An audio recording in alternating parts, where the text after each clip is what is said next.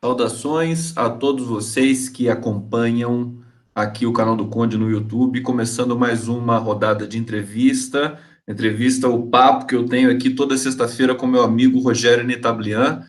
Brasil em transe, Rogério, muitas coisas, eu tenho dito que a situação é muito complexa, e vamos tentar desconstruir um pouco isso, vamos tentar entender um pouco isso hoje aqui. Como vai, querido amigo? Tudo bem com você? Saudações. Boa tarde, Conde. Boa tarde, amigos que estão nos acompanhando. Esse papo de hoje é muito especial porque, quando nós falamos na sexta-feira passada, nós não tínhamos ainda as revelações do Glenn, né? É isso não, agora a gente vai ter todo um, tem de fazer toda uma organização aqui. Eu estou muito curioso para saber. Você tem feito as suas lives e tal, mas e hoje nós temos desdobramentos, né? Que são de ontem, quer dizer, a cena vai mudando a cada hora, basicamente, né? A cada hora você tem uma novidade.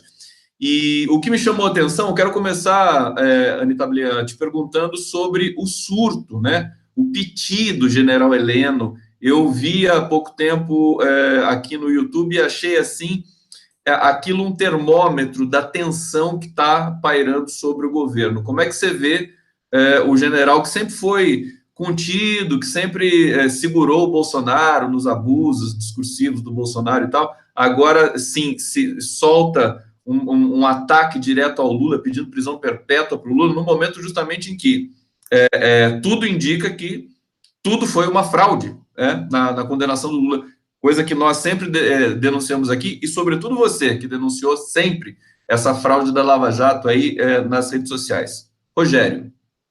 Conde, eu acho que a atuação do Heleno nesse momento, ela só vai demarcar a tentativa deles, desesperada a essa altura, porque eles sabem que o conteúdo é bastante incriminador em relação a tudo que eles passaram para a opinião pública. E o surto do Heleno denota que eles querem efetivamente apostar na continuidade de um processo de polarização que está ancorado em duas situações básicas, ao meu ver. A primeira é a desinformação, é a capitalização do ódio que eles criaram ao PT e aos movimentos e ao governo nacional e popular, com base nas fake news, com base naquele processo que a gente discutiu das deepfakes, com base em tudo que foi construído para que as pessoas tivessem ódio da política, aversão a quem estava no poder naquele momento, né, com aquelas manifestações que começam em 2013, com a história do ataque ao padrão FIFA, e a tudo aquilo que foi muito bem engendrado. Não é um trabalho de amadores.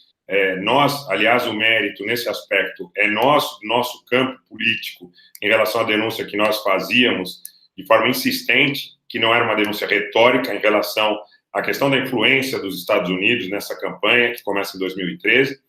E o Heleno aposta na possibilidade de polarização com base nisso que eles julgam que seja uma reserva que eles tenham de ódio ao PT, de ódio à política, de ódio ao ex-presidente Lula, como sendo um dos alicerces. Aquela tentativa de aglutinar no guarda-chuva sustentado pelo proselitismo religioso, pela Globo, que está dando as caras agora, está mostrando a que veio, e pela base desse governo, que foi eleito numa fraude, né? Acho que mais para frente a gente pode entrar nisso, mas foi uma fraude que elegeu esse governo.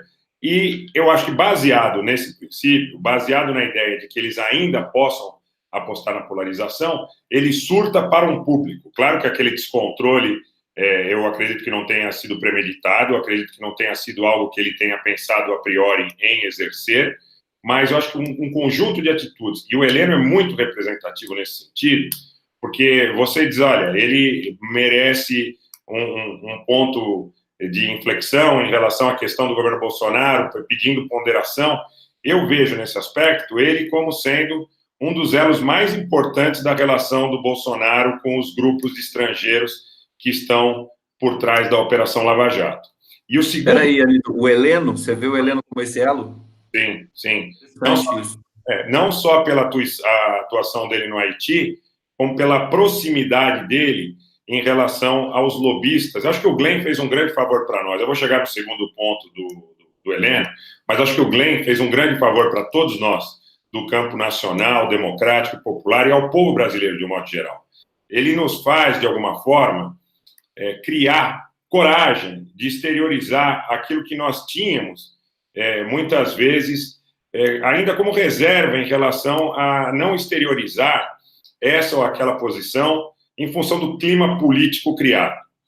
O general Heleno, em função da posição dele, em relação da proximidade dele, tanto com o Etchegóin, que comandou o GSI à época do Temer, como também a proximidade dele em relação ao Strumpf, que é muito próximo da coordenação do Gabinete de Segurança Institucional. O general Heleno, ao meu ver, é um dos elos de ligação e um dos homens de confiança de lobistas estrangeiros que determinam, que dão as cartas no governo Bolsonaro. Isso, inclusive, se ouve bastante nos bastidores de Brasília, nos bastidores dos órgãos de segurança. As pessoas comentam da proximidade dele e da ascensão que ele teria, inclusive em relação ao alto comando do Exército. Tanto é que parece que a demissão do Santos Cruz teve o beneplácito do general Heleno. O Bolsonaro teria consultado o general Heleno para verificar se essa demissão do Santos Cruz poderia ser feita da forma que foi feita. E quando comunicou a demissão do Santos Cruz pessoalmente, ele estava ao lado do general Heleno. E só para concluir a ideia do segundo ponto que eu suscitei a priori, uma é a aposta na polarização, no ódio ao PT, na desinformação, na fake news, na Globo e no proselitismo religioso. E a outra, que eu julgo que é mais preocupante para nós cidadãos brasileiros, é a ameaça da agudização do regime. E a ameaça da agudização do regime, eu acho que ela também fica demonstrada com a substituição do Santos Cruz pelo comandante militar do Sudeste, um homem muito próximo do Bolsonaro e que também andou tuitando contra a liberdade do Lula em mais de uma ocasião. Então, eu acho que o Heleno dizendo agora que o Lula mereceria uma pena que está fora do ordenamento jurídico brasileiro, que é a pena de prisão perpétua, para quem não tem familiaridade, a pena de prisão perpétua é uma pena aviltante. Então, os países que são signatários de tratados que atendem aos direitos humanos elementares, eles não só acabam banindo a pena de morte das suas constituições, do seu ordenamento jurídico, dos seus códigos penais, como também a pena de prisão perpétua, que é considerada uma pena aviltante. A Constituição brasileira proíbe penas aviltantes e o significado do general Heleno falar em pena de prisão perpétua para o Lula, eu acho que é um indicativo para alguns estratos da sociedade que eles estão ameaçando agudizar o regime caso o Supremo Tribunal Federal, agora no dia 25, julgue um habeas corpus em favor do ex-presidente Lula. Eu vejo essa situação com muita preocupação, muita preocupação. Rogério, queria te perguntar, então, aqui na sequência, porque a princípio eu achei a fala um desastre, né, político, conjuntural, acho que é uma fala que demonstra desespero e fraqueza, mas você tem a razão de dizer que também é um recado, né? É um recado que vai para o STF. Como é que você... Vamos ver a situação um pouco mais geral do governo, que é tudo isso, acho que foi desencadeado com as revelações das conversas do escândalo Moro Dallagnol. Acho que isso deve estar deixando o governo num momento de tensão muito grande, e temos a Globo diretamente também envolvida com isso, né? O próprio jornalista Glenn Greenwald já antecipou, já disse que não existe lawfare sem a participação da imprensa. Eu queria que você dissesse, enfim, estou percebendo que você está apreensivo e você está me deixando apreensivo também. Eu queria que você explicasse um pouco mais. Sua explicação foi muito técnica sobre aí essas relações, o que o Heleno representa, o que o Santos Cruz representava, o que essa troca do Santos Cruz representa. A gente tem informação de que o Santos Cruz não queria patrocinar os blogs de extrema-direita, mas a gente sabe que isso também pode ser uma cortina de fumaça, quer dizer, uma informação desovada pelo próprio governo para esconder alguma outra coisa diferente. Eu li a demissão do Santos Cruz como uma tentativa também de tirar um pouco o foco do Sérgio Moro, do governo. Mas, enfim, como eu disse, a situação é bastante complexa. Devolvo para você e daqui a pouco eu leio os comentários dos nossos internautas aqui. Vamos lá. O Brasil vive, como viveu, na minha concepção, na década de 30, por ocasião da derrocada da República Velha e da alçada do Getúlio ao poder, um conflito entre duas vertentes da elite dominante. o que acontece nesse momento em relação, na minha ótica, à demissão do Santos Cruz, é que o Santos Cruz e o grupo dele, muito provavelmente ligado ao general Mourão, e daí a gente consegue um link com os ataques que o Carlos e o Olavo faziam de forma reiterada, tanto ao Mourão como ao Santos Cruz, que esse grupo faz uma disputa de poder, tem uma queda de braço, uma cisão no seio do condomínio golpista com o grupo do Bolsonaro, do general Heleno, do Etchegóin e desse grupo que pode ser considerado hoje o núcleo duro do bolsonarismo, esse grupo que, inclusive, ameaça de forma constante uma ruptura institucional. Eles flertam o tempo todo com esta ruptura institucional, mas faltam elementos, inclusive no próprio condomínio golpista, na própria elite dos jornalões, os editorialistas dos jornalões que buscam sempre um vínculo com o verniz do legado civilizatório e sempre acusam o governo Bolsonaro, de alguma forma, de falhas em relação ao exercício do marco do legado civilizatório. Então, eu vejo que existe, sim, uma cisão no condomínio golpista. É só uma suposição, tá, Conde? Eu não tenho absolutamente condição de provar isso tecnicamente, mas intuitivamente, quando nós pensamos, por exemplo, nos meios, isso nesse momento é pouco relevante, mas nos meios que levaram o Glenn a obter esse material, nós pensaríamos a priori, de uma forma muito genérica, ou numa cisão no condomínio golpista, ou na entrada de um novo ator externo nessa disputa pelo Brasil, nessa disputa pelas riquezas do Brasil e pelo controle geopolítico estratégico da América do Sul. Nesse momento, como houve a demissão do Santos Cruz de uma forma muito próxima à revelação desse material pelo Glenn, eu acho que ilustra a nossa capacidade de fazer aí algumas elucubrações a respeito do que pode estar acontecendo no seio do regime.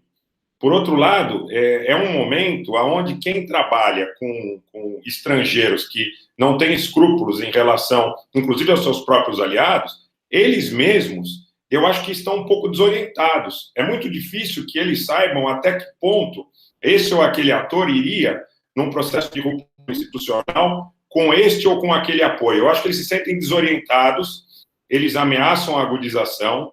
Eu não sei se um habeas corpus no dia 25, por exemplo, em favor do ex-presidente Lula, não poderia provocar uma reação, claro, com a Rede Globo capitaneando na mídia, com esses grupelhos, tipo Vem Pra Rua, Nas Ruas, Folha Política, Nando Moura, etc, etc. Você sabe que eu sou muito cuidadoso em relação a citar nomes, mas nesse momento é o que eu disse. Eu acho que o Glenn também nos encoraja um pouco a que nós avancemos um pouco na exposição do que nós entendemos como válido para que a sociedade conheça.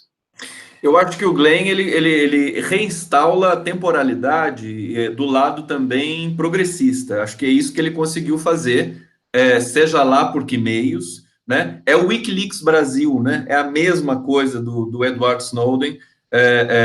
Enfim, acho que é um paradigma novo de produção de jornalismo, de interpretação. Acho que o Brasil agora está.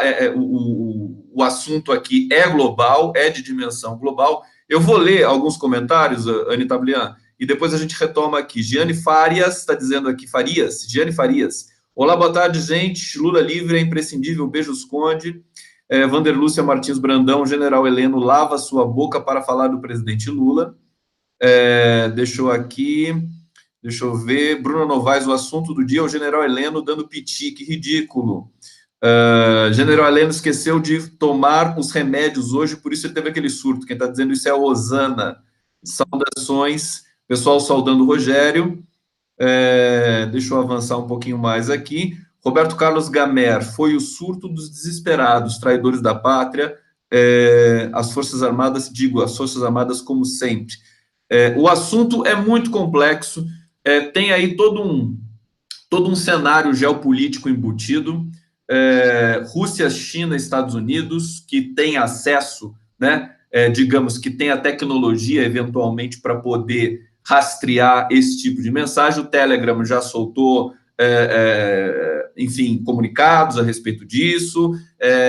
A Globo tenta empurrar o eixo temático para o hackeamento, para o vazamento, e esquece um pouco o conteúdo, mas eu acho que agora, isso não tem mais como ser feito, porque o conteúdo está estarrecendo, chocando o Brasil todo, e dessa relação tão promíscua entre Moro e Dallagnol. Vamos passar concretamente, Anitta Blian, porque a gente não se falou depois da divulgação do primeiro lote de informações e tudo mais. O que você pensou quando você viu aquela massa de, enfim, tudo aquilo revelado de uma vez? Assim, a gente tem informação, o próprio Lula disse para o Trajano e para o Kfouri, né? Olha, eu não esperava que fosse tão rápido assim, né? Que a minha tese, né? A minha seria comprovada de maneira tão cabal assim, com essa conspiração, né? Via mensagens em aplicativo de celular.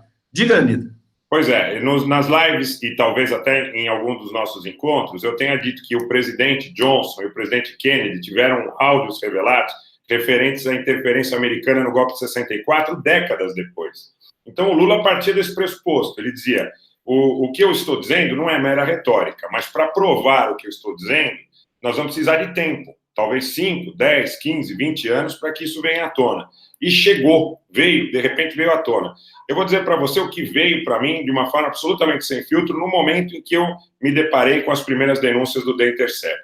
Não sei por que cargas d'água remeteu à disputa que eu citei há pouco, na República Velha Brasileira, entre aquela República do Café com Leite e os tenentes, né, que levou o Getúlio ao poder. Eram duas tendências da elite que estavam, duas tendências de alguma forma da elite nacional que estavam conflagradas em busca do domínio do Brasil, em busca de uma uniformização, inclusive, porque o Brasil ainda tinha muita peculiaridade regional, principalmente a região sul. Então, eles buscavam uma hegemonia nacional. Dois setores da elite que buscavam uma hegemonia nacional. Num primeiro momento, e eu posso estar completamente enganado, vamos deixar com que as coisas apareçam, porque para nós é muito importante que a verdade apareça, seja lá qual for a razão.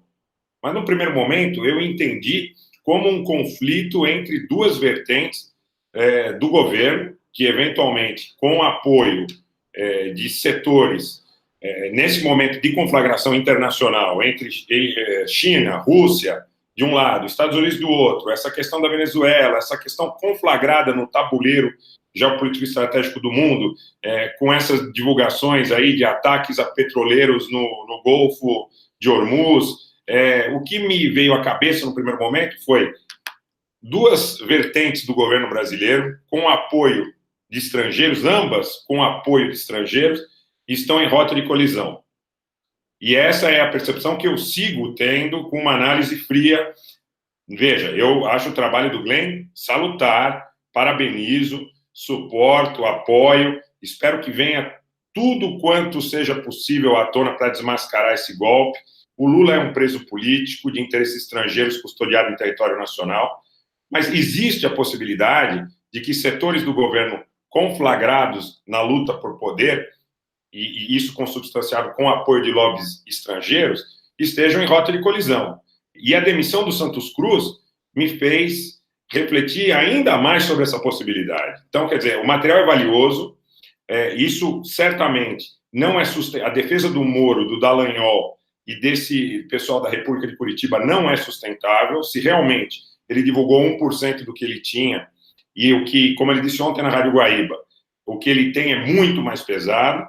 Se efetivamente isso acontecer, não tem como sustentar nem a pena do Lula, nem o Moro no Ministério da Justiça, nem o Dallagnol e, eventualmente, nem o próprio grupo do Bolsonaro, porque o Moro e o Guedes são os pilares, um representante do mercado, outro representante do potencial uso da violência intimidatória e do lawfare por parte do governo em relação à eventual oposição. São os pilares do golpe de Estado no Brasil, né?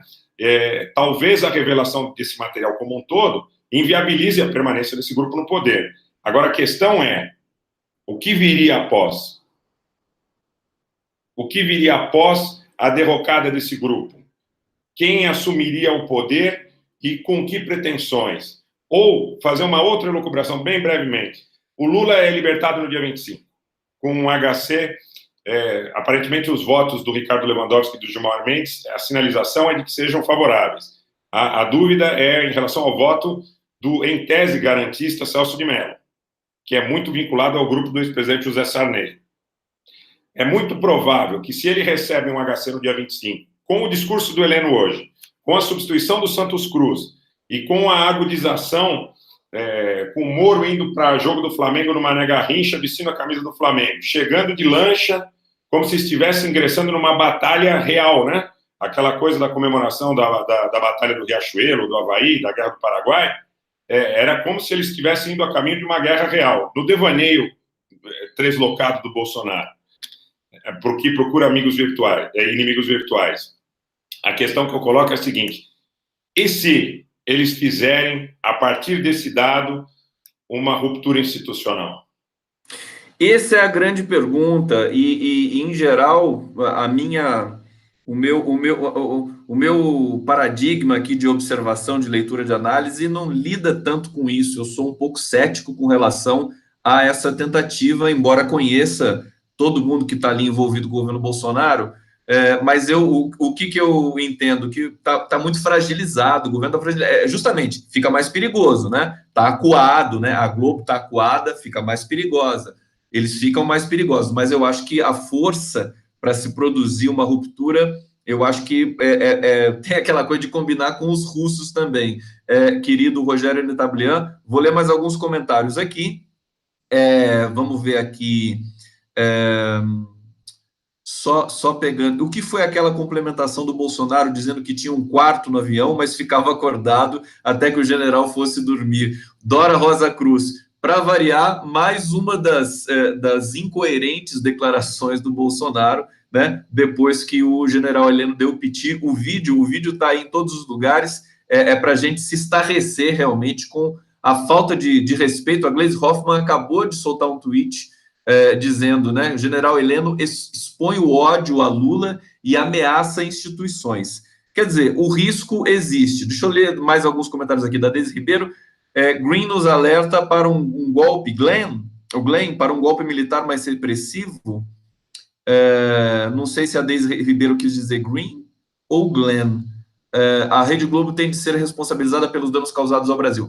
Rogério, eu quero perguntar para você, agora, dentro da sua análise sempre consistente, técnica, o que você achou? Que você não falou, você falou muito da questão política, né? Mas o juiz conversar com um procurador naqueles termos. A meu ver, só o fato daquela intimidade, daquele volume de conversa, não precisava nem ver o que eles estavam conversando, quer dizer, já caracteriza um crime. E aí eu te pergunto, você acha que a Lava Jato toda corre risco de ser, assim, anulada completamente? Porque é o que muitos juristas estão dizendo nesse momento pelo Brasil. Sim, sobre o aspecto jurídico não resta dúvida, porque a promiscuidade entre o Ministério Público e o magistrado, por si, é muito importante nesse aspecto a obra do Cesare Beccaria, que é um paradigma para o mundo jurídico. A promiscuidade entre o Ministério Público, entre a acusação e a magistratura, ela por si anula o princípio da justiça.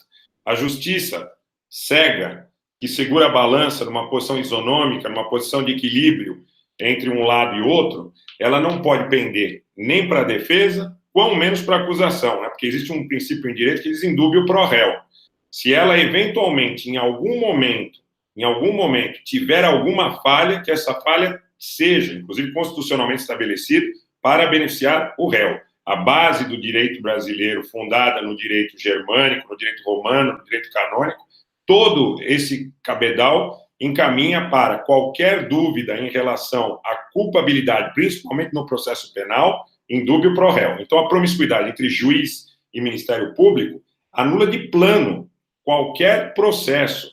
E a Lava Jato, ela tem um problema muito sério, e eu intuo que isso também será revelado pelo Glenn nos próximos lotes de reportagem.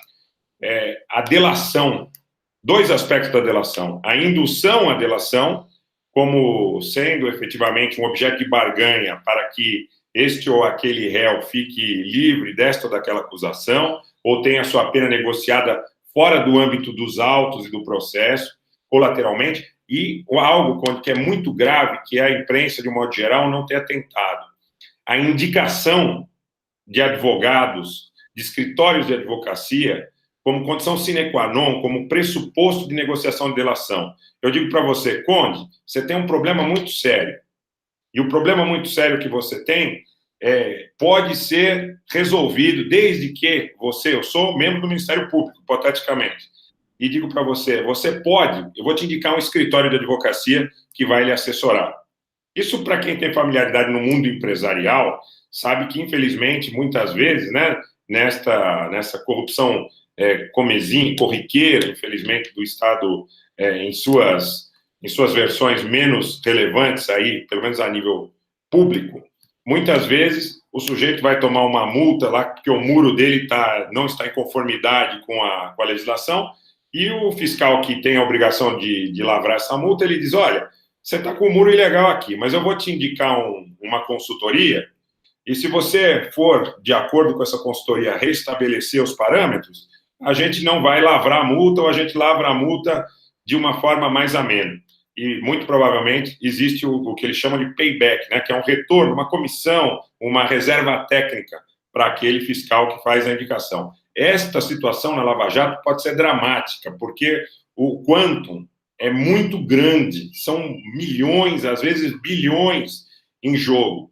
E escritórios de advocacia, já houve esse tipo de denúncia, e eu acho que aí tem uma pessoa que tem um rol muito importante e que até agora estava sendo tratada de uma forma colateral, como piada, com ânimo jocante, que chama-se Tacla Duran.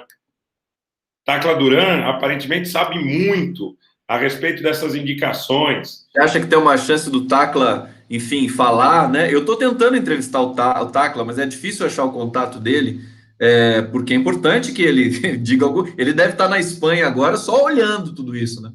Eu acho que, assim, minha análise, pelo semblante das entrevistas que ele já deu para a mídia brasileira, para a mídia, principalmente para a mídia dentro do nosso campo democrático popular, para a mídia nacional, eu diria, mais que democrático popular, para a mídia brasileira, efetivamente brasileira, porque a Rede Globo não faz papel de alguém que esteja compromissada com uma concessão pública no Brasil.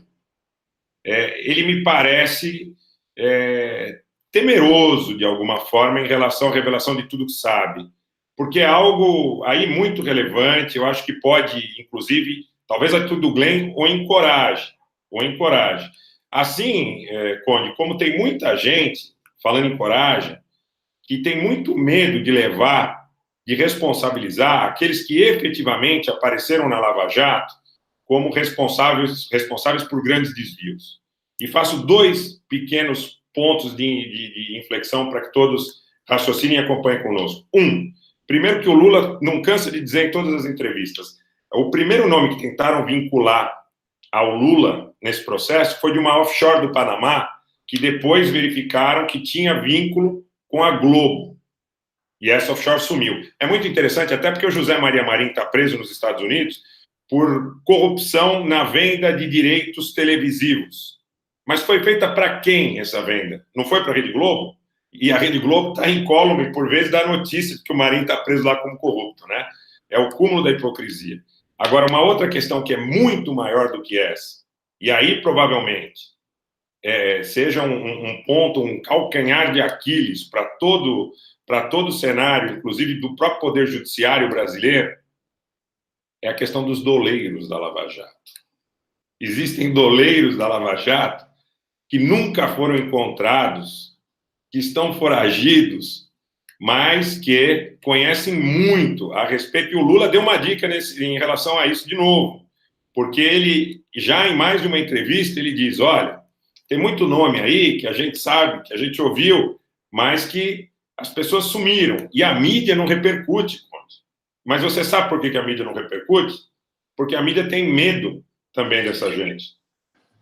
Rogério, por isso que eu digo para você, quer dizer, que a possibilidade de ruptura dos militares, de um golpe militar, eu acho que ela, enfim, diante de um material desse, que ainda vai ser revelado, e que tem esse potencial explosivo, eu acho que é complicado. Acho que o Brasil, acho que conjunturalmente, eu não vejo isso acontecendo. Eu vejo pressão no STF, eu vejo o STF ainda com seus acovardamentos, assim. Acho que ele teve uma janela para mostrar que não era mais tutelado, mas desacelerou, acho que ele pagou para ver, quer esperar um pouco mais. O Fux, quer dizer, o aparecimento do Fux ali é uma coisa assim, impressionante. Eu vou ler mais uns comentários para o nosso internauta estar aqui sempre, como sempre, prestigiado, e vou te trazer um novo lote. Agora é tudo lote, né, Rogério? Eu vou te trazer um novo lote de questões, tá? Então, deixa eu só olhar aqui como é que estão os nossos comentários. Conde, o que o general Heleno disse, como disse, me deu muito medo. Sandra Farias. Olha, e eu respondo para a Sandra, né? Eu fiquei. Para mim, foi mais uma vitória do Lula. Quer dizer, tirar um general como o Heleno do sério daquele jeito é sinal realmente que o Lula, enfim, é mais uma vitória moral, tática, tudo que você imaginar, histórica, né? Eu acho que o jogo é esse. Tacla Duran foi entrevistado pelo Duplo Expresso, Ronaldo Brito dizendo aqui. Fátima Leal, boa noite, Conde Anitablian. Será que não existe alguma guerra entre os grupos militares? Será que não existem mais militares legalistas? Olha, essa é uma questão boa para o Anitablian dizer aqui, vou passar para ele. Aliás, pegando essa questão, Anitablian, queria falar um pouco do Glenn Greenwald com você, do comportamento dele, da estratégia dele, de soltar as informações aos poucos e não tudo de uma vez. Ele foi ameaçado por deputado do PSL, família ameaçada, ele já é muito visado, porque ele ele é LGBT, é casado com o Davi Miranda, que é deputado do PSOL, tem 2 filhos adotados, tem a causa LGBT, tem uma ONG para animais. O Glenn é uma figura interessantíssima do ponto de vista não só jornalístico, mas também humano. E ele está tendo, a meu ver, um comportamento. Ele tuita bastante, né? Ele diz assim: você vai ver o que eu tenho, né? E isso me deixa um pouco intrigado. Quer dizer, será que isso seria o correto dele fazer? Será que é preciso ele afiançar assim todo o material que ele tem em mãos? Eu queria que você falasse sobre isso. E antes, tenta responder a pergunta aqui, né, agora não tenho mais o nome dela, da internauta, mas se tem alguma cisão dentro da esfera militar brasileira. Dentro da esfera militar brasileira, certamente sim. Eu só não saberia responder se com esse viés de legalidade que nós... Eu tenho dúvida, porque, veja, o próprio general Mourão, que estaria vinculado ao Santos Cruz e a um grupo insatisfeito com os caminhos que o Bolsonaro está percorrendo, eles não parecem ser artífices de um grupo simpático, por exemplo, a liberdade do ex-presidente Lula. Podem ser 2 grupos, mas não necessariamente um grupo efetivamente nacionalista. Conquanto a situação do general Heleno estar mais alinhado a interesses internacionais, isso ficou claro no momento em que ele tentou, aqui só uma pinçada, um pequeno exemplo, no momento em que ele tentou bancar a ideia da transferência da embaixada brasileira de Tel Aviv para Jerusalém. E aí o grupo do Santos Cruz e do Mourão peitou. Disseram, não faça isso, porque isso vai repercutir nas nossas relações comerciais com a Liga Árabe, com o mundo árabe, com o mundo islâmico, de um modo geral, né, em função da questão da disputa de Jerusalém. Mas isso não quer dizer necessariamente que esse grupo esteja alinhado com a ideia da defesa da legalidade, da Constituição de 88, todas as garantias. Pode ser uma disputa entre grupos pela hegemonia no poder, ou, eventualmente, com ingerência também de elementos estrangeiros que nós não conhecemos. Isso, sim, pode ser que o tempo nos esclareça. Quem sabe os pacotes do Glenn também ajudem nós a entendermos. Mas que existe uma cisânia no seio, no condomínio do golpe, com relação a isso não resta a menor dúvida. A impressão que dá é que eles brigam entre si com muita frequência, não só militares e civis, mas, enfim, todo o consórcio ali, o PSL, tem ameaças recíprocas, né? Não resta dúvida. Existe uma briga pelo butim, né? Pelo butim, porque eles assaltaram o poder no Brasil a partir da deposição absolutamente escandalosa da presidenta Dilma Rousseff, que foi um golpe para que o petróleo brasileiro e o gás brasileiro não fossem mais dos brasileiros, fundamentalmente, mas também o minério, também o urânio, estarrecedor, mas até o urânio, que o general Geisel, por exemplo, como levou o general Geisel à ruptura de um pacto militar com os Estados Unidos nos anos 70, porque eles queriam que o Brasil quebrasse o monopólio da extração de urânio. E o general Geisel rompeu um pacto militar com os Estados Unidos em função disso. Agora estão falando em entregar urânio também. só que não está na mídia corporativa. Tem uma notinha lá, uma notinha cá, para quem lê bastante, até rodapé de jornal, e busca informação nas mídias alternativas, sabe do que está acontecendo. E sabe que existem segmentos no Exército que, naturalmente, não devem estar confortáveis com isso. Mas entre estar confortável com a entrega do Brasil para os Estados Unidos e defender o povo brasileiro, o Brasil de verdade, o Brasil mestiço, o Brasil do Norte, do Nordeste, do Vale do Mucuri, do Vale do Jequitinhonha, do Oeste do Paraná, os Guaranis, entre defender esse Brasil e o Brasil de 10 ou 15% da população que é vinculado ao ideário imperialista, eles preferem ficar com o ideário imperialista e com a entrega do Brasil aos Estados Unidos. Essa é uma questão que qualquer governo responsável no futuro precisa trabalhar na sociedade brasileira como pressuposto da educação. Perfeitamente, Rogério Netablian, sempre com as análises aqui muito consistentes e consolidadas. Olha só, Maria Silva dizendo: acho que o Glenn está querendo dizer que se o matarem, outras pessoas soltarão esse material. Segurar é uma proteção para ele e para a família. Olha, Maria Silva, eu acho que o Glenn, na verdade, ele já deixou claríssimo, desde a primeira publicação que ele fez, que esse material já está em vários lugares espalhados pelo mundo, então não tem a menor condição de alguém querer praticar algum tipo de violência para não deixar que ele divulgue isso, né? Paulo Amaral dizendo: militares da ativa não podem se manifestar politicamente, é crime de acordo com a RDE, com o RDE. Então, os criminosos da reserva de alta patente deixam e rolam. Sidney Carvalho de Araújo: em psicanálise, quando alguém surta, dizemos que a pessoa siderou. Heleno siderou hoje. Tinha um comentário bem interessante aqui. Olha só, Verônica Vidal, Anitta. Conde, estão falando que a atitude do Heleno foi combinado com a Globo para a encenação aparecer no Jornal Nacional. Evidentemente que esse surto do general Heleno vai aparecer no Jornal Nacional. Acho que assim, a nossa internauta aqui tem razão, é um comentário que começa a circular, porque ninguém mais é inocente aqui nesse Brasil, né? Inclusive telespectadores e todos os internautas que estão circulando aí com muitas informações. Mas você não falou especificamente do Glenn Greenwald, dessa questão dele tuitar, né, e dizer certas coisas. Rogério, queria que você agregasse isso e falasse agora da situação da Globo, porque pela primeira vez eu nunca tinha visto na minha vida um jornalista realmente não se intimidar com as ameaças da Globo. O Glenn não só não se intimidou, como publicou um comunicado extremamente em tom assim incisivo, dizendo: aqui não. E a gente sabe que o Glenn Greenwald não é propriamente um jornalista independente. Ele participou das divulgações com o Edward Snowden do Wikileaks. Então, ele tem uma experiência, já tem um Pulitzer, então é um jornalista que é acima de qualquer suspeita. Como é que você vê esse movimento da Rede Globo? Eu li como um movimento crepuscular, quer dizer, acho que é o começo do fim do departamento de jornalismo do Grupo Globo. Como é que você viu isso? No sentido de que eles se sentem acuados, não resta dúvida, eles se sentem acuados porque muito provavelmente já devem ter sido alertados de que o material que virá incidirá sobre a parcialidade absoluta e absurda que eles exerceram em todo esse processo. Eles ajudaram a formar a opinião pública nesse cenário de ódio política, eles instigaram a opinião pública em todas as novelas, em todos os programas, em todos os seriados, de forma subliminar, em todos os humorísticos, eles sempre estavam mandando uma mensagem de descrédito à política e à classe política. E não existe solução fora da política, em nenhuma sociedade civilizada existe solução fora da política.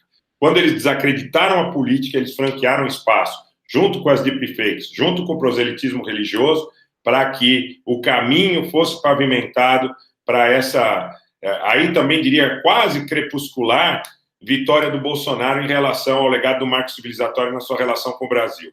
A Globo está acuada, muito provavelmente eles sabem que o material que virá incidirá fortemente sobre a credibilidade da instituição como meio de difusão jornalística, é uma concessão pública. Outro dia eu estava tendo cuidado de ler a lei das concessões públicas, e a lei das concessões públicas proíbe expressamente não só a partidarização, como inclusive o emprego subliminar, através de eventos culturais, de novelas, de filmes, de uma mensagem subliminar em relação à postura política. A Globo atacou o Lula mais de 100 horas no Jornal Nacional, desde que começaram esses ataques por volta de 2012, 2013.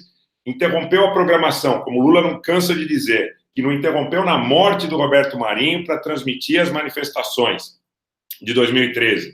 As manifestações de 2013 que, muito curiosamente, tinham pessoas encapuzadas, que promoviam desordem, que quebravam bancos, que atuavam como se estivessem ligadas aos movimentos populares. Mas houve um evento aqui no centro... Estereótipo do mercenário, né?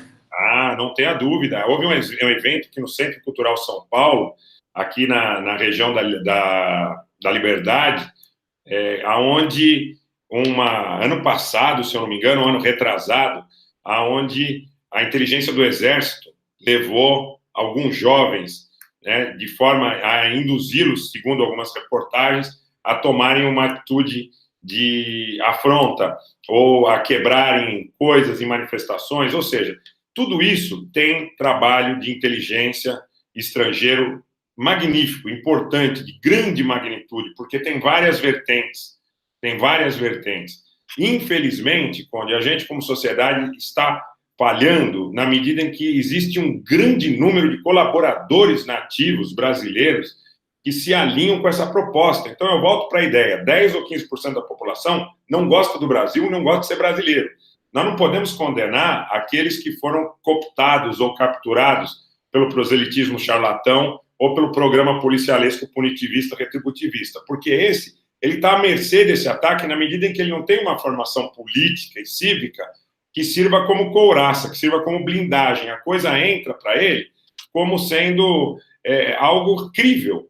Eles dizem, mas você não tem saúde, você não tem educação, porque os políticos roubam. O PT estava naquele momento há 11 anos no poder. Então, tudo que eles tinham em relação à imagem de insucessos, ou de insatisfações, ou de traumas, ou de recalques, em relação ao que não possuíam, atribuíram ao PT. Conquanto eles estavam tendo, ao contrário, no gráfico de todas os indicativos de todas as montas, saúde, educação, universidade pública, emprego, salário, tudo isso vinha de acordo com uma expressão, inclusive que o Lula, mais uma vez, me reportando a entrevista de ontem, ele disse, né, não é distribuir renda, é distribuir riqueza. O Lula estava distribuindo riqueza, porque os bancos ganharam, os monopólios ganharam, os oligopólios ganharam, pequeno, médio, grande empresário, profissional liberal, não tinha profissional em nenhuma área para construção civil, para a indústria naval, para o setor médico hospitalar, precisava de médico, de advogado, de engenheiro, e era difícil formar de uma hora para outra. Inclusive, mão de obra não especializada, daí também a questão das escolas técnicas. Mas eles conseguiram incutir na população brasileira ódio da classe política. E esses que tiveram, fora do âmbito desses 10, 12 ou 15%, suas mentes e corações capturados ou cooptados por essa coação moral, eu acho que nós devemos perdoá-los e nós devemos trazê-los de volta. Em algum momento, fatalmente, nós traremos. Rogério Nitablian, vou ler aqui mais alguns comentários dos nossos internautas, deixa eu pegar aqui os últimos. Ângela Maria de Freitas, boa noite, companheiros da Resistência Democrática. Vamos ver aqui. Osana dizendo, Malafaia se perdeu no meio evangélico quando entrou na política. Deixa eu ver se eu consigo identificar algum comentário aqui no nosso eixo temático. Vilma Maria, Heleno já está gagá, esclerosado. Bom, aqui fica registrado o seu recado, Vilma. Eu tinha visto aqui um recado interessante, mas agora correu muito rápido. Olha só, Osana dizendo, o Santos Cruz é bem visto no meio militar. Acho que houve uma rachadura na área militar do governo. Osana dizendo aqui, reiterando aquilo que você já falou. Eu vou abrir aqui o site do Globo nesse momento, Rogério, porque enquanto tudo isso acontece, existe a política, né?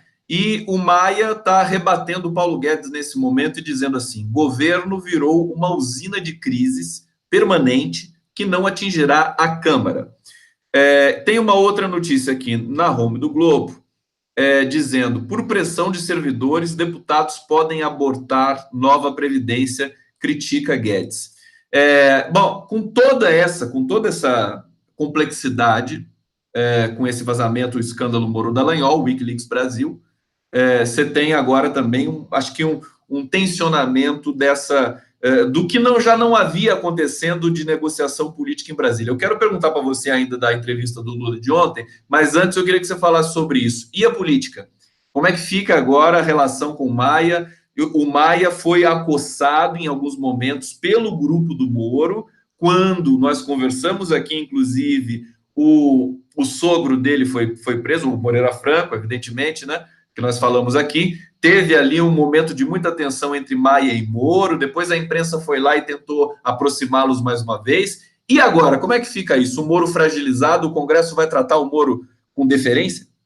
O Congresso está governando o país, majoritariamente, como tão criticado o Centrão, que tem uma agenda comum com o Bolsonaro, com o Moro, com, eventualmente, o grupo que esteja rachado com eles, do Santos Cruz, do general Mourão, que é uma agenda econômica. É uma agenda econômica que é a tal agenda do mercado, que levou à conformação desse consórcio golpista. Então, o Congresso está meio que ignorando o Bolsonaro no sentido político. No sentido político, eles caminham, por exemplo, em relação à reforma da Previdência, ignorando o Bolsonaro. Quando muito ouvem alguma coisa do Guedes, alguma coisa, mas eles caminham em consonância com o interesse dos lobbies que estão lá, instalados em Brasília, fazendo pressão. E como eu falei, quando a gente fala em 1 trilhão e 200 bilhões, a gente está falando em 12 bilhões, né? 1%, 12 bilhões para os lobbies poderem trabalhar em todos os cenários, em todas as searas, para que essas reformas sejam aprovadas. Eu vejo os lobistas e o mercado muito alinhados com o Maia, eles estão meio que ignorando o Bolsonaro. O governo do Bolsonaro acaba fazendo o papel meio que de capitão do mato desses interesses. Enquanto eles aprovam a agenda econômica, o governo Bolsonaro, com o Moro, com toda essa selvageria, intimida a oposição política, com ações mais ou menos assertivas, desmonte de comissão de fiscalização à tortura, Ministério da Saúde impedindo a utilização do termo violência obstétrica, toda essa coisa que tem gerado na sociedade medo. A sociedade tem medo, mesmo os movimentos sociais, os movimentos políticos, os movimentos que são antagonistas Opa, antagonista me dá até arrepio falar esse nome, mas... Cuidado.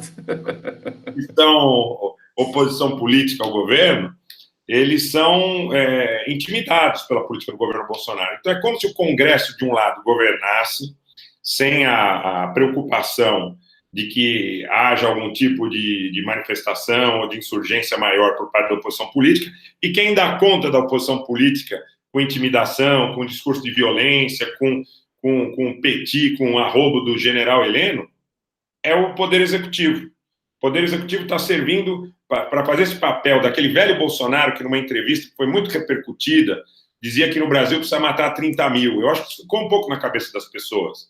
As pessoas têm uma imagem... Com isso, o Heleno não fica indignado, né? Não fica, porque quando ele está falando em 30 mil, ele está falando em 30 mil pretos, índios, pobres, nordestinos, e isso não gera comoção para essas pessoas. Agora, se eles te encontrarem na rua, se eles me encontrarem na rua, por você ter uma formação eventualmente acadêmica, por ter uma posição na sociedade, pela tese, enfim, por tudo isso, eles vão te dar um abraço efusivo, vão falar, meu querido amigo, sem conhecer sua posição política, é bom que se frise. Meu querido amigo, porque é aquilo, é uma identidade de classe. Porém, se em algum momento disserem, não, mas o Conde ele tem uma posição política a favor da inclusão social, a favor da democracia, da fraternidade, do amor, aí eles vão passar a te olhar de outra maneira. Mas é algo que preocupa, e isso é alguma coisa que nós temos que colocar com prioridade em qualquer situação de projeto de educação para o novo Brasil. Inclusão, escola igual, como tem na Suécia, na Dinamarca, que eles tanto gostam de dizer, né? Muita gente desse... O Brasil estava num caminho tão certo, né? Puxa, a gente fica pensando, né? Se o primeiro mandato da Dilma, quer dizer, começou ali, E vamos falar, até para a gente não ficar aqui chorando pitangas e olhar para o futuro, e olhar para o presente, olhar para a conjuntura e para toda essa cena complexa que está aí. Eu vinha dizendo, Rogério, que a entrevista do Lula de ontem, antes de ver a entrevista, seria importantíssima, porque seria uma entrevista depois dele ter conhecido o material Moro Dallagnol, que foi divulgado pelo The Intercept, e também em função de muitas outras coisas, quer dizer, em função de que essa farsa da Lava Jato começa a ser, e o Lula se surpreendeu, falou, caramba, tão cedo, né? Não esperava que fosse tão cedo tudo isso fosse desmascarado. Eu sempre fico pensando assim, né? É incrível imaginar a hipótese de que isso realmente poderia nunca ter vindo à tona. Só que o mundo hoje é outro, né? O mundo hoje é regido por outro tipo de forças, porque toda a história brasileira teve um bastidor promíscuo e absolutamente estarrecedor, como esse do Moro do Dallagnol. Golpe de 64, eleição do Collor, Plano Real, você for ver reeleição do Fernando Henrique Cardoso, né? Se você pegar os bastidores da reeleição do Fernando Henrique Cardoso, nossa, você ia encontrar muita coisa, realmente, de gravações de vazamentos. Mas aquele era um outro momento. E aí, eu quero trazer a seguinte questão. O Heleno surtou com o Lula porque falou da facada do Bolsonaro, justamente hoje, que o Adélio foi inocentado, né? O Adélio acabou de ser inocentado, estou com a notícia aberta aqui, deixa eu só ler para vocês. Adélio Bispo é inocentado, e ficará internado por tempo indeterminado. Olha só o que está no horizonte. E aí o Lula disse, e eu achei muito interessante ele falar, olha, aquela facada, ele contestou como o Brasil inteiro contesta e contestou, e aí só agora, né, o Lula contestou isso, e como a palavra dele é diferente, porque provocou o surto do general Heleno. Mas eu queria que você falasse o seguinte, como é que você sentiu o Lula nessa entrevista? Eu senti que ele estava indignado, mas ao mesmo tempo com um senso de humor intacto, e eu falei hoje com o Leonardo Atushi, Rogério, é impressionante, o Lula rejuvenesceu na prisão. Tem cabimento uma coisa dessa? Quer dizer, o cara, a voz dele está mais forte, ele está gesticulando, ele está mais jovem. Como é que você explica isso? Olha, a rotina que ele tinha anteriormente também era bem complicada, né? Essas caravanas que ele fazia pelo Brasil, é uma coisa que às vezes você faz uma viagem de 200, 150 quilômetros na estrada, ou com o seu carro de ônibus, você chega no lugar, você, pô, tô cansado a beça. Ele rodava 1.000, 1.200, 1.500 quilômetros num dia, parava no lugar, falava, abraçava, aquele pessoal empurrando, aquele pessoal abraçando, beijando, e vai dar entrevista na rádio, e almoço. Realmente era uma rotina muito desgastante. Acho que isso explica de alguma forma, porque de alguma forma ele pareça um pouco rejuvenescido, mas ele está profundamente indignado com tudo que o senso, o humor dele e a figura dele permaneça uma figura doce. Algo que marcou muito ontem foi quando ele disse: ele não guarda ódio, e eu entendo que ele não guarda, porque realmente ele chega à conclusão que guardar ódio faz mal, porque faz mal para você, faz mal para mim, faz mal para qualquer pessoa que guarde. Mais do que qualquer coisa, o ódio te desgasta, te destrói, te corrói por dentro. Mas ele falou sobre ressentimento. E eu acho que quando ele fala sobre ressentimento, ele diz o seguinte, ele diz, olha, agora vocês estão vendo que tudo que eu falei não era retórica, que tudo que eu falei está comprovado em fatos. Tudo que o Conde falou, que o Rogério falou, que o Lula vem falando há muito tempo, que muita gente vem falando há muito tempo, que o Minucarta vem falando há muito tempo, está consubstanciado em fatos. E ainda assim, ele está preso. É como se a cada momento ele sentisse, poxa, agora que todo mundo sabe que eu estou preso de forma injusta, não é mais um engodo que foi um anestésico que foi aplicado coletivamente para que as pessoas pudessem não entender o que acontecia. Eu acho que a cada minuto que ele permanece preso agora, a sensação de indignação dele é muito maior do que era anteriormente. Porque ele vai ficando mais forte. Ele tá naquela coisa toda, ele está cheio de brio, ele está com muita vontade de lutar pelo restabelecimento da dignidade dele, da justiça, para que ele seja colocado em liberdade, mas mais do que pela liberdade física, para que seja restabelecido toda essa campanha de difamação que foi feita contra ele. Algo também que marcou muito na entrevista de ontem foi quando ele disse: todo mundo ia no Instituto me visitar. Todo mundo, inclusive a Rede Globo e seus interessados.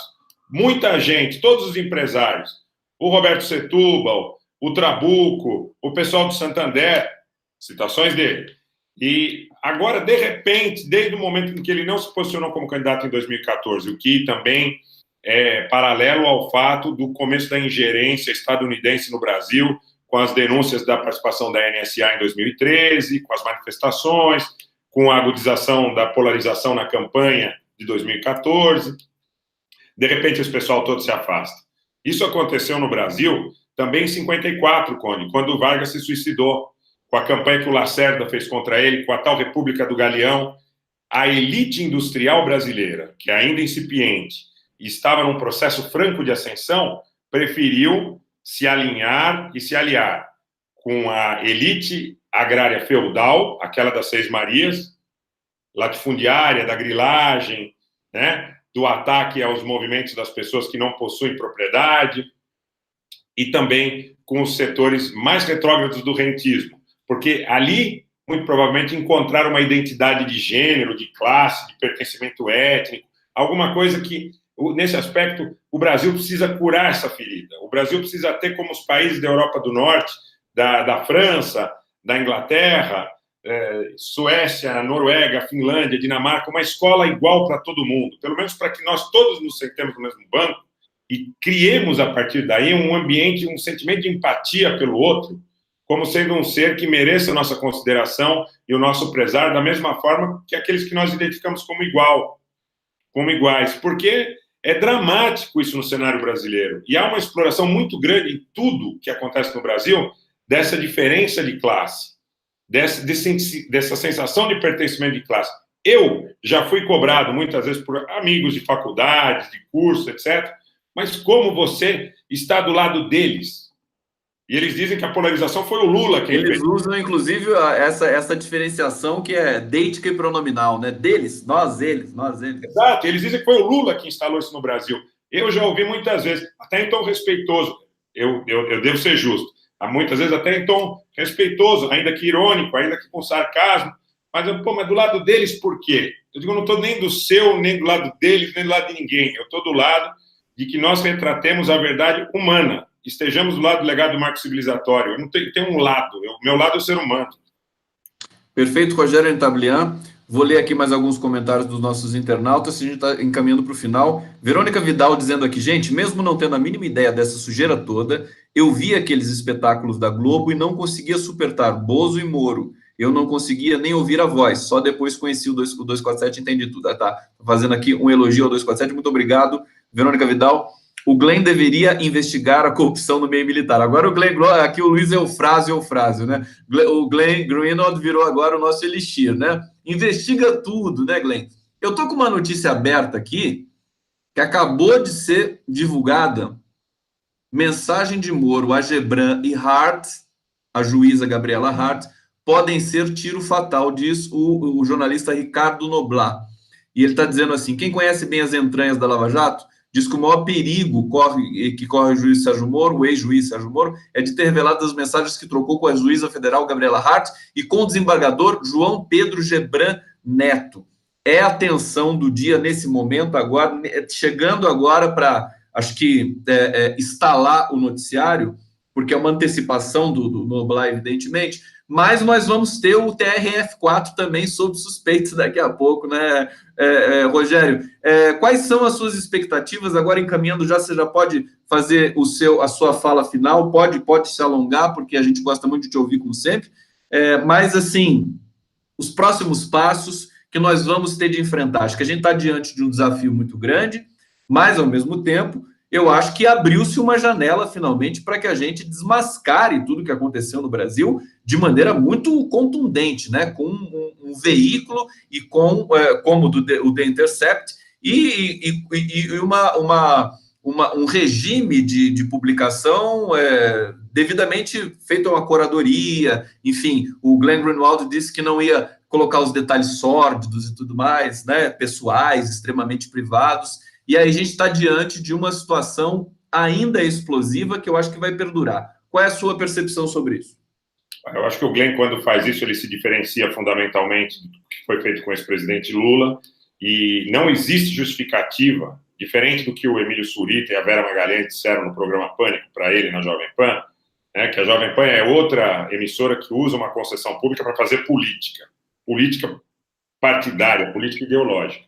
Então, o que acontece? Na verdade, em relação às conversas do Lula, divulgaram a conversa dele com o Vavá doente, a respeito da cadeira de rodas que ele precisava, e ele teve dificuldade para conseguir. E eu nunca vi ninguém reclamando. Eu assisti seu papo com o Fabiano outro dia, quando o Fabiano falou a respeito das qualidades das pessoas próximas ao entorno do ex-presidente Lula. Ele falou sobre o Fábio, sobre a Andréa, sobre o Thiago, sobre o Frei Chico e sobre outras pessoas próximas do ex-presidente Lula. Eu avalizo tudo o que ele falou 100% de verdade em relação ao caráter dessas pessoas. Essas pessoas são pessoas de uma índole maravilhosa, que eles não fazem ideia em relação à maldade que existe, muitas vezes, do outro lado da rua. A maldade, a maneira preconceituosa, a maneira elitista, a maneira de soberba, de opulência com que essas pessoas se relacionam quando se deparam com o poder exercido pelo governo do ex-presidente Lula e da ex-presidenta Dilma. Eu acredito que nesse aspecto o Glenn se diferenciou. O Glenn tem uma atitude que aparentemente é muito digna, inclusive em relação à sua vida pessoal, a vida dele com o companheiro dele, a adoção dos filhos, tudo que a gente, eu não o conheço, mas tudo que a gente lê a respeito. E tudo que é insuportável também, por outro lado, né? Isso pior, amigo da Marielle Franco. Claro. Quando diziam, por exemplo, que essa questão das armas estava muito vinculada a questões de caráter, de recalques, de traumas em relação à sexualidade, muitas vezes a gente tomava a priori como ânimo jocante. Não, é brincadeira, não é verdade, não deve ser uma coisa genérica, não deve ser uma coisa adotada como uma linha universal, né? Como dizia Nelson Rodrigues, toda generalização é burra. Mas eu acredito que tem sim, tem muito vínculo em relação também a esse aspecto da virilidade, da afirmação da sexualidade, porque em que aspecto, eu sendo heterossexual ou não, em que aspecto o fato do outro ser homossexual ou não pode me afetar? É algo brutal, é algo infantil, é algo assim inadmissível, eu diria, sob o ponto de vista do que se prega na sociedade. Então, o Glenn, como exemplo de vida, como exemplo jornalístico em relação à divulgação dos lotes, ele faz questão em todas as entrevistas de dizer: eu tomo muito cuidado para não expor a intimidade das pessoas, para não entrar em searas que não sejam de interesse público. É tudo muito diferente do que fizeram com o Lula, é tudo muito diferente do que fizeram com os filhos do Lula, do que fizeram com os irmãos do Lula, do que fizeram com a dona Marisa. Eu acredito que um dos aspectos de maior indignação do ex-presidente Lula é a morte precoce da dona Marisa. A dona Marisa faleceu porque não suportou o ataque que a Operação Lava Jato fez contra a dignidade e a honra dela, da família, dos filhos, dos netos. Não nos esqueçamos, e eu já falei isso muito nas minhas lives, eles levaram o iPad, inclusive, do Arthur. Sim. E não nos esqueçamos também de um outro detalhe, que é um detalhe que essa interpretação é toda por minha conta e risco, nunca ninguém me pediu para falar isso, não sei nem se ficariam ou ficam confortáveis com essa exteriorização, mas eu me dou o direito de dizer o seguinte, que a morte do Arthur também tem vínculo com a prisão do ex-presidente Lula, e digo por quê? Porque o Arthur morreu sendo atendido num hospital de periferia de uma cidade do ABC Paulista. E esteve atendido nesse hospital não por negligência dos pais, mas porque era o único local aonde, em função da condição econômica em que eles vivem, ele poderia ser atendido. Então, é importante dizer que... Deixa eu só somar uma coisa com você, é o que essa elite sempre falou quando o Lula estava no Einstein ou no Sírio-Libanês, vai para o hospital público, vai para o hospital da periferia. E foi, na verdade, o menino Arthur foi, e está aí comprovado, é a família do Lula, mais uma vez, mostrando que é uma família de trabalhadores honestos, simples, brasileiros. Você viu eles reclamarem em algum momento que... Não reclamaram em nenhum momento. Porque foi atendido no Hospital Bartira, eles nunca, em nenhum momento, reclamaram, nem para os amigos, nem para ninguém. Eles não reclamaram para ninguém, mas essa é uma constatação fática. Ele foi atendido naquele hospital, ele não foi para o Albert Einstein, para o Oswaldo Cruz, para a HCOR, para o Sírio-Libanês, ou para algum outro hospital de ponta, porque eles não têm dinheiro, não têm condições, não tiveram condições de levá-lo, e que isso não sirva em nenhum momento para que seja lhes imputado nenhum tipo de culpa. Mas eles não têm, porque certamente o Lula tinha dinheiro legítimo, legal, de uma vida de trabalho e das palestras que ele estava dando decente e dignamente, que criminalizaram. Interessante que as palestras do Fernando Henrique Cardoso nunca ninguém criminalizou. Do Deltan Dallagnol, ninguém criminalizou. Da deputada Joyce, ninguém criminalizou. Mas porque era o Lula. E ele mesmo dizia muitas vezes isso. Me perdoe, eu vou pedir uma licença poética. Ele dizia, só não pode um metalúrgico de merda. É isso que a elite não admite. E ele não fraudou doutorado em Harvard também, o Lula. Não, o doutorado dele é em ciência da vida. Quando ele disse ontem na entrevista, por exemplo, que ele acordou muitas vezes com cocô boiando na beira da cama dele, com rato, com barata, na Vila Carioca, onde ele morava, e que eles usavam, em 13 pessoas, um banheiro do bar do tio dele, que as pessoas muitas vezes urinavam, vomitavam, etc. Ele disse isso ontem na entrevista. Isso. Quem passou por tudo isso, o que está passando. Ele disse: no Brasil tem gente muito pior do que eu, não posso reclamar da minha condição aqui em Curitiba. A dignidade com que ele enfrenta esse processo realmente é de causar perplexidade. Eu era, e muitas vezes ainda sou partidário da tese que um preso político teria direito legítimo de buscar uma proteção, como sendo um perseguido político. Ele não é um criminoso. Ele é alguém que está condenado, que está preso, que está encarcerado com base em interesses políticos, em interesses pecuniários, em interesses de exercício de poder de uma elite que está há 350 anos escravizando o povo brasileiro, objetificando a mulher. É muito importante que as mulheres tenham ciência disso. O golpe contra Dilma, existe uma discussão se é misógino ou não é, se era um golpe pelo petróleo e pelo gás, ou era um golpe também de característica misógina. Mas essa elite que comanda o país é uma elite que põe preço na mulher. É que fique muito claro. Por isso que o Temer não tinha ministra, por isso que o Bolsonaro tem poucas, e por isso que ele tem as mulheres que estão lá, como a Damares, por exemplo, que não prezam os direitos e a dignidade da mulher, porque eles põem preço na mulher. E por isso que eles não gostam da filha da empregada na universidade. Eu também, muitas vezes, quando falo sobre isso, me sinto indignado, porque as pessoas são feitas dos mesmos ossos, dos mesmos músculos e do mesmo sangue. Até quando? Até quando isso? Essa é a pergunta. Grande Rogério Nitablian, como sempre, brilhante, muito boa a sua fala, toda ela, essa final, acho que foi muito bem lembrado tudo que você colocou, a questão do Arthur, a questão do hospital, acho que é isso, eu concordo com você, e quero te agradecer muito, finalizando aqui mais esse papo contigo. Como é que está o seu canal no YouTube, está lá? Lá, eu estou pedindo para as pessoas para que elas se inscrevam ainda, como não existe ainda um número muito expressivo de pessoas, eu não comecei ainda a transmitir pelo YouTube, mas em breve... Mas tem que transmitir, é assim que eles vão lá, viu? Bom, eu vou começar em breve para que a gente possa também lá ter um Depois número... eu te dou um toque como fazer a transmissão simultânea, você faz no Face e no YouTube ao mesmo tempo. Boa. E eu quero pedir a todo mundo que está assistindo a gente aqui, porque a audiência aqui está bombando para o meu canal aqui, mas deu 800 pessoas ao vivo aqui, num horário que é muito cheio, tem coisa para tudo quanto é lado, é o seu prestígio, né? Rogério Nitablian é um cara assim, todo mundo admira muito o seu trabalho, e eu também, e vamos bombar esse canal aí do Rogério, porque eu vejo você, enfim, interagindo com muita gente também, você precisa conversar com muita gente nesse Brasil para colocar aí esse seu eixo tão brilhante de análise e de compreensão da nossa conjuntura política. Rogério, muito obrigado. E hoje tem live, né?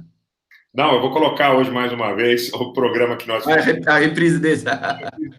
E se tiver oportunidade, um pouco mais tarde, passo para dar um recado para o pessoal, para deixar um abraço para todos aí, inclusive que nos acompanharam aqui. Se tiver oportunidade, aí eu anuncio com uma certa brevidade. Como é que está o nome do seu canal no YouTube? É Rogério Nitablian. Rogério Nitablian. Então, a galera está perguntando aqui, ó. Procura lá no YouTube Rogério Nitablian. Anitablian está escrito aqui na descrição desse vídeo, tá? Anitablian, grande sobrenome armênio, né? E aí você digita, você vai cair no canal dele, você já se inscreve ali, vamos bombar o canal do Anita, porque é importantíssimo. Querido, um beijo para você e até a próxima. Conde, um beijo. Eu queria dizer para você o seguinte, todas as suas palavras, primeiro recíprocas de verdade, sem frescura, porque a gente não tem, de coração, você merece o seu sucesso e merece muito mais, e na medida do que você precisa, a gente está sempre junto aqui para levar para as pessoas um pouco de acolhimento, de carinho e de esperança.